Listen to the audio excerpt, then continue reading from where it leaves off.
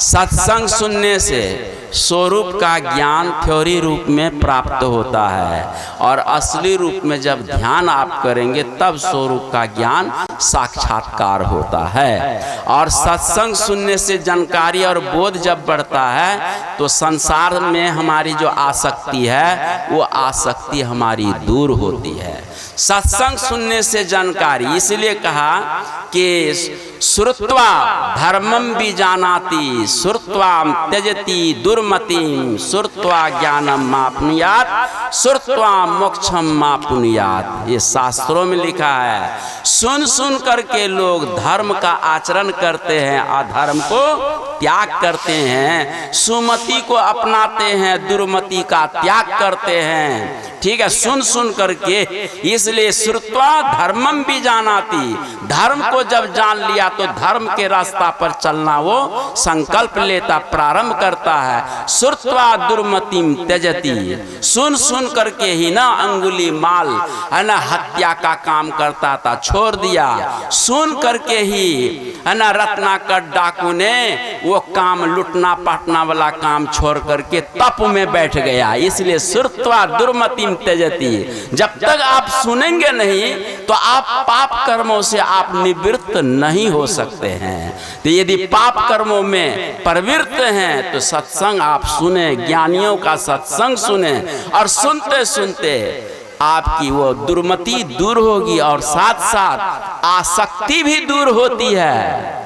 किसी से आप आसक्त हो गए हैं, आप सुनिए, सुनते सुनते ज्ञान होगा तो आसक्ति दूर हो जाएगी। एक राजा के दरबार में एक दासी का लड़का घूमते घामते माँ को खोजने के लिए चला गया था। तो दरवाजे में खड़ा था तो राजकुमारी अंतःपुर से आई, और राजकुमारी अपरिचित लड़का को देखकर, कभी नहीं देखा, और उस लड़का को देखकर ऊंच नीच बात सुनाने लगी, गाली गलौज करने लगी, डांट फटकार करने लगी। हल्ला गुल्ला जब हुआ तो अंतःपुर से रानी और दासी दोनों आए।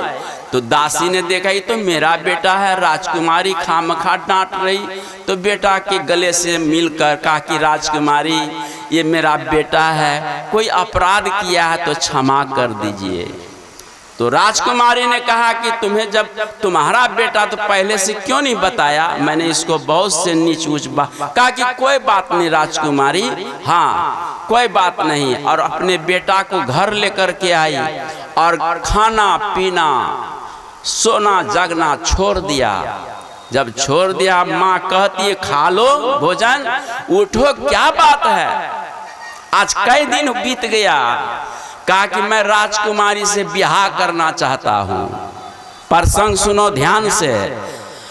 कहा कि अरे हम तो दासी, तुम दासी का बेटा है और वो राजकुमारी राजा की पुत्री है, कैसे विवाह? कहा कि चाहे जो हो मैं उसी से ब्याह करूँगा। और माँ अंतःपुर जाती है, रानी से थोड़ा बात करो। कई दिन के बाद अंतःपुर गई, रानी पूछती है कि दासी तुम्हारा बेटा, हाँ तुम आज कई दिनों के बाद आई हो, क्या बात है? तो दासी कहती मुझे डर लगता है रानी माँ, मैं क्या बताऊँ, मैं विवश हूँ। कहा कि बोलो। मेरा बेटा जब से राजकुमारी को देखा है खाना पीना सब छोड़ दिया है। क्या हुआ?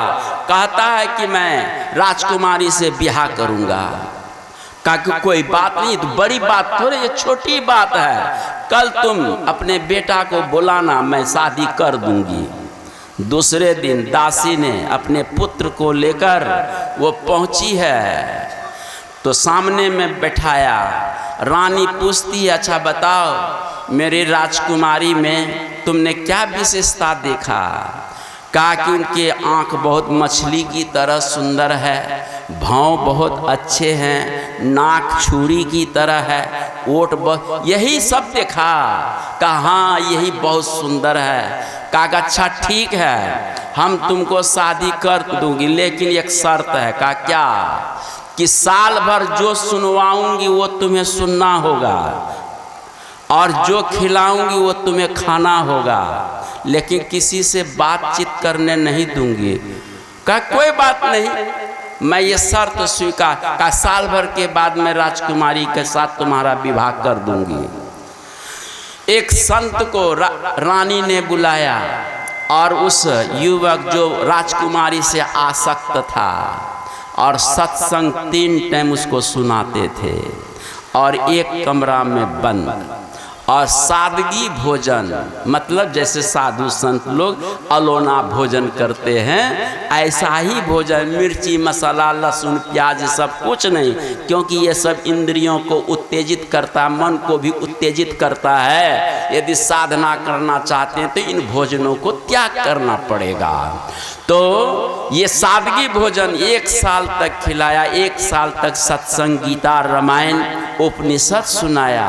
जब साल पूरा हो गया तो रानी ने दासी पुत्र को बुलाया, कहा कि देखो जी मेरे शर्त के अनुसार तुमने सब काम पूरा कर लिया, अब मैं तुम्हें राजकुमारी के साथ विवाह कर देती हूँ।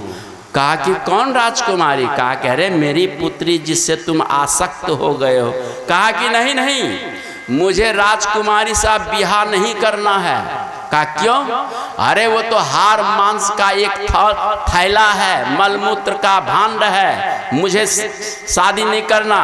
आत्मा से बढ़ करके जगत में दूसरा कुछ भी सत्य नहीं है। ये शरीर तो अन्न का विकार है रानी माँ। और कहा कि तुम तो साल भर पहले भी तो आसक्त हो गए थे, खाना पीना सब छोड़ चुके थे।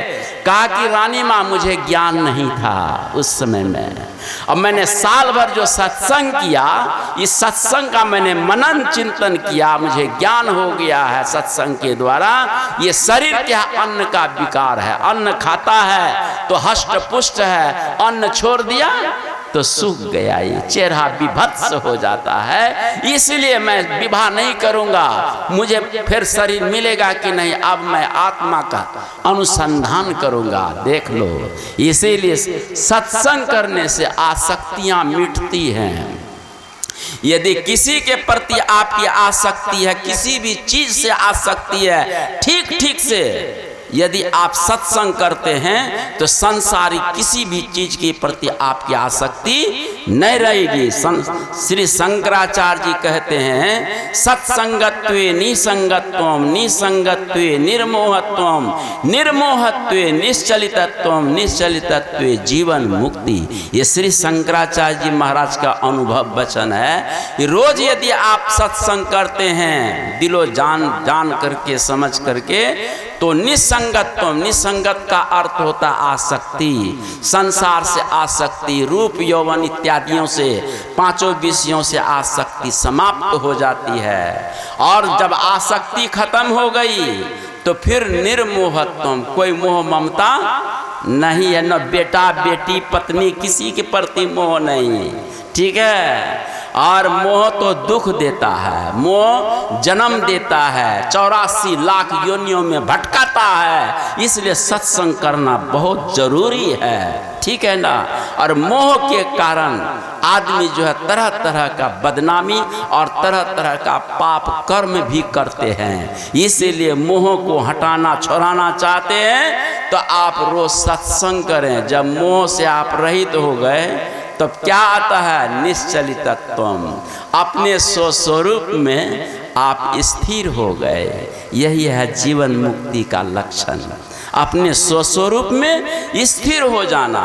रूपे न सहा इति स्वरूपा, जो रूप के साथ में है उसी का नाम है स्वरूप। जैसे दूध दिखाई पड़ता है, घी दिखाई नहीं पड़ता है, ठीक। शरीर दिखाई पड़ता है लेकिन शरीर आत्मा दिखाई नहीं पड़ती है। और आपने सत्संग सुन करके अभ्यास किया, आंतरिक ध्यान साधना किया, तो ये रूप से आसक्ति हट करके स्वरूप में आप एकदम स्थिर हो गए। यही है जीवन मुक्ति का लक्षण। और जब जीवन मुक्त हो जाता है तो चाहे प्रिय घटना घटे चाहे अप्रिय घटना घटे, आपके अंदर में क्षोभ उत्पन्न नहीं होगा।